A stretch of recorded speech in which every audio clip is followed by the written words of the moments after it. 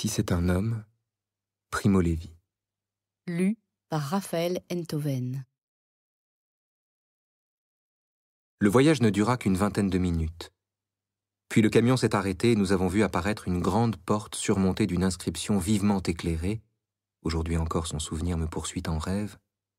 Arbeit macht frei. Le travail rend libre. Nous sommes descendus. On nous a fait entrer dans une vaste pièce nue, à peine chauffée. Que nous avons soif. Le léger bruissement de l'eau dans les radiateurs nous rend fous. Nous n'avons rien bu depuis 4 jours. Il y a bien un robinet, mais un écriteau accroché au-dessus dit qu'il est interdit de boire parce que l'eau est polluée. C'est de la blague et aucun doute possible, on veut se payer notre tête avec cet écriteau. Ils savent que nous mourrons de soif. Et ils nous mettent dans une chambre avec un robinet et Wasser trinken verboten. Je bois résolument et invite les autres à en faire autant. Mais il me faut recracher, l'eau est tiède, douceâtre et nauséabonde. C'est cela l'enfer. Aujourd'hui, dans le monde actuel, l'enfer se doit être cela. Une grande salle vide, et nous qui n'en pouvons plus d'être debout. Et il y a un robinet qui goûte avec de l'eau qu'on ne peut pas boire, et nous qui attendons quelque chose qui ne peut être que terrible, et il ne se passe rien, il continue à ne rien se passer. Comment penser? On ne peut plus penser. C'est comme si on était déjà mort. Quelques-uns s'assoient par terre, le temps passe, goutte à goutte. Nous ne sommes pas morts. La porte s'ouvre et un SS entre, la cigarette à la bouche. Il nous examine sans se presser. « Wer kann Deutsch ?» demande-t-il. L'un de nous se désigne. Quelqu'un que je n'ai jamais vu et qui s'appelle Flesch. Ce sera lui notre interprète. Le SS fait un long discours d'une voix calme et l'interprète traduit.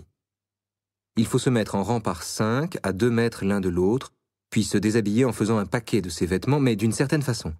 Ce qui est en laine d'un côté, le reste de l'autre, et enfin enlever ses chaussures, mais en faisant bien attention à ne pas se les faire voler. Voler par qui? Pourquoi devrait-on nous voler nos chaussures? Et nos papiers, nos montres, le peu que nous avons en poche? Nous nous tournons tous vers l'interprète, et l'interprète interrogea l'Allemand, et l'Allemand, qui fumait toujours, le traversa du regard, comme s'il était transparent, comme si personne n'avait parlé. Je n'avais jamais vu de vieil homme nu. M. Bergman, qui portait un bandage hernière, demanda à l'interprète s'il devait l'enlever, et l'interprète hésita.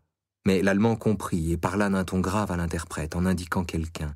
Alors nous avons vu l'interprète avaler sa salive, puis il a dit « L'adjudant vous demande d'ôter votre bandage, on vous donnera celui de M. Cohen. » Ces mots-là avaient été prononcés d'un ton amer.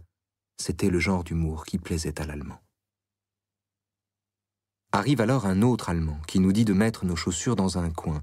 Et nous obtempérons car désormais c'est fini. Nous nous sentons hors du monde. Il ne nous reste plus qu'à obéir. Arrive un type avec un balai qui pousse toutes les chaussures dehors, en tas. Il est fou, il les mélange toutes, 96 paires, elles vont être dépareillées. Un vent glacial entre par la porte ouverte. Nous sommes nus et nous nous couvrons le ventre de nos bras. Un coup de vent referme la porte, l'Allemand la rouvre et reste là, à regarder d'un air pénétré les contorsions que nous faisons pour nous protéger du froid les uns derrière les autres, puis il s'en va en refermant derrière lui.